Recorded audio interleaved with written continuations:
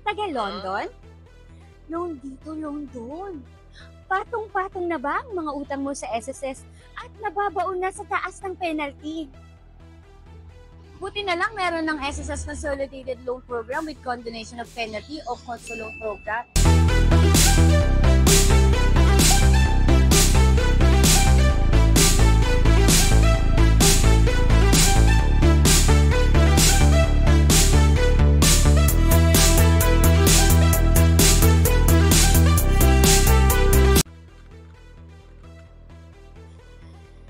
Para ka lang mag-mid lane tapos GG lahat ng kalaban. Kasi principal at interest na lang ang babayaran mo. Maari nang ma-waive ang penalty ng loan mo.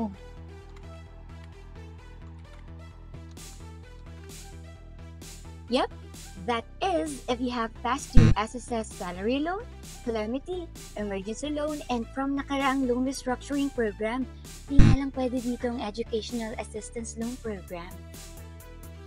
Kailangan hindi ka pa nabibigyan ng final claim tulad ng retirement at total permanent disability at hindi ka rin na-disqualify dahil sa fraud committed against SSS. At higit sa lahat, meron ka dapat na active My.SSS account dahil online ang filing nito. Ang kinagandahan nito, smooth ride lang ang payment dahil may full payment at installment basis. May 30 days ka para bayaran ng ilang porsyento ng iyong utang. At ang matitira, maaari mong bayaran ng 6 months to 60 months. So ano pang hinihintay nyo? Para mabawasan ang alalahanin sa inyong mga loans sa SSS, apply na sa SSS CONSO Loan Program. Just go to our website and log into your My.SSS account. Di kay may iniinda kang sakit na gusto mo ng agarang lunas. Tigil na po muna sa kakainom ng mga tableta at baka time mo ay masira. Blower na panlunas nasa Pilipinas na. Kung iyong mamasdan, mistulang blower lamang ng buhok pero lingid sa kaalaman ng marami, mayroon itong terahertz frequency, quantum technology at optical quartz light technology na kayang pumuksa ng anumang uri ng sakit sa iyong katawan.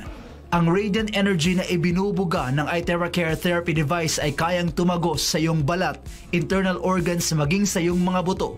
Nasa may lalim ito na 20 hanggang 30 sentimetro upang ayusin ang mga baradong ugat at mapaganda ang daloy ng dugo sa katawan.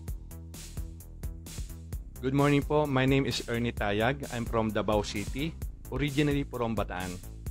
Ang aking health concern po or health problem ay meron po akong prostate enlargement.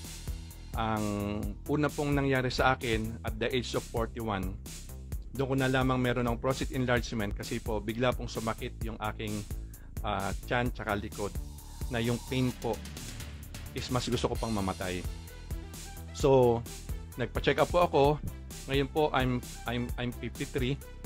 So, dumating po ako sa point na umiihi na po ako ng dugo. Yung solid na dugo po. Pag umihi po ako, hindi po siya malaglag, not unless pindutin ko po yung dulo para malaglag po yung dugo. Ganun po ka-solid yung iniihi ko. So, dumating na din po ako sa point na sa kakainom ko ng gamot, sobrang sakit na po ng aking tiyan at nagpo-produce po ng maraming sipon. Kaya sabi ko, nagdasal ako, sabi ko, Lord, paano ba ako gagaling nang hindi na iinom ng gamot? Kasi pagod na po ako uminom ng gamot at masakit na po talaga ang aking katawan. So, nakita ko po ang iTeracare sa isang group chat na may mga prostate po. So, tinandaan ko lang po yung iTeracare. Tapos ni-research ko na, then nakita po namin. Magaganda po lahat ng testimonies, kaya po ginawan po namin ng paraan, especially na aking asawa, na magkaroon kami. Nag-therapy po kami for 3 weeks. Yung 3 weeks po na yon, 10 minutes po dito sa may aking anus, sa may puson 10 minutes, then sa may likod 10 minutes. In 3 weeks time po, at the same time, inom ako ng energized water, hindi po talaga ako nagpapawala niyan. And in 3 weeks time, awa po ng Diyos, at awa po ng Diyos, at awa po ng Diyos talaga sa akin. Hindi na po ako umiihi ng dugo. Clear na po yung ihi ko at lubos ko pong pinagpapasalamat talaga sa Diyos, kay Lord, kay God na sinagot niya aking dalangin. Marami nga po nagtatanong kung sino nag-repair or sino nag-introduce ng EtheraCare. Isa lang po ang sagot ko.